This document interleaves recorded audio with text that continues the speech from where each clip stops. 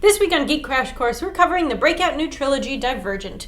Different factions of society, post-apocalyptic dystopias, and a brave female heroine? I'm sold. To be honest, I only just read this book last week. Also, Diana, your hair does not look as good as it usually does. Just being honest.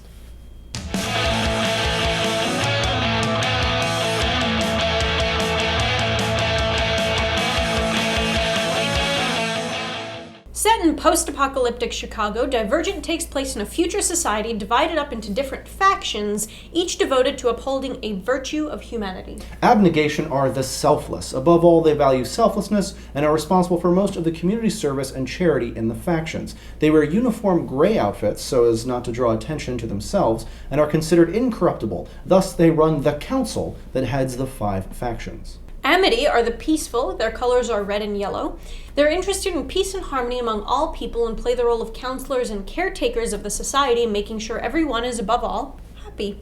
Candor are the honest. The Candor view honesty as the most noble value, reflecting it in their black and white dress and never telling a lie. They often lack discretion, however, tactlessly expressing all of their thoughts and opinions. Erudite are the intelligent. Their color is blue. Members of the erudite faction value knowledge and intelligence, blaming ignorance for the war in the past that created the factions.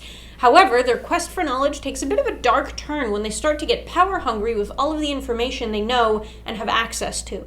The Dauntless are brave, fearless, and possess an incredible amount of courage. They believe that cowardice is a weakness, wear black and also have many tattoos and piercings, and are regular thrill-seekers to often dangerous extremes. The factionless are a group of people that, for one reason or another, do not belong to a faction and survive in the underbelly of society, often looked down upon for not belonging. In addition to the books, written in first person from Triss's perspective, there's also a novella written from the perspective of Triss's love interest. Our protagonist, Beatrice Pryor, is a member of the Abnegation faction, but feels as though she doesn't quite belong. She's 16 years old, and at the age of 16, everyone in society takes an aptitude test to determine which faction they're most suited for. Almost always, a person falls neatly into a single category. It is quite rare, although it happens from time to time, that a person is equally suited for more than one faction. Beatrice is one of these people and is thus considered divergent. This is seen as a negative, and she's told to hide this fact about herself. On choosing day, Beatrice joins the Dauntless faction, leaving her family behind, as society views it as faction before blood. She's thrown into a rigorous and intimidating world of violence, thrills, and daring, and learns she must go through an initiation process. She changes her name to Triss to sound a bit more badass, and begins the intense initiation process whereby, at the completion, only the top 10 initiates are inducted into the faction. Everyone else is kicked out to be factionless. Triss meets both friends and foes in Dauntless, has a crush on one of her initiation trainers, called Four, and observes a divide within her faction. Some leaders believe that fear and violence should be used to assert power among the factions, while others believe that power and bravery are not mutually inclusive and seek to use their skills to protect instead of direct.